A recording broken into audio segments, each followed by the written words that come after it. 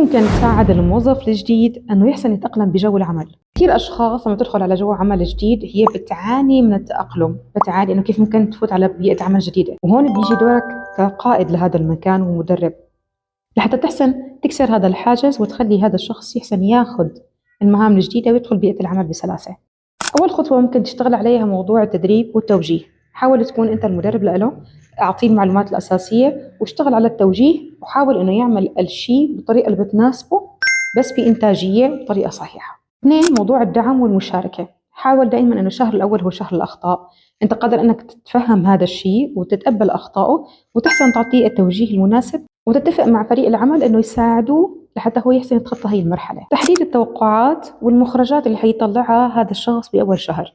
أكيد أنت بتكون حاطط توقعات أحيانا إنه لازم يستلم بسرعة، لازم يكون تعلمه سريع. حاول دائما الشهر الأول هو شهر الأخطاء، أعطي فرصة، حاول تكون مرن، بنفس الوقت أعطي الملاحظات المناسبة حتى تحسن تتخطى هي المرحلة بنجاح. شارك هذا الفيديو مع صديقك اللي استلم جديد أو اللي بلش ببيئة عمل جديدة كيف ممكن يتخطى، ولا تنسى تتابع صفحتي لمزيد من المعلومات.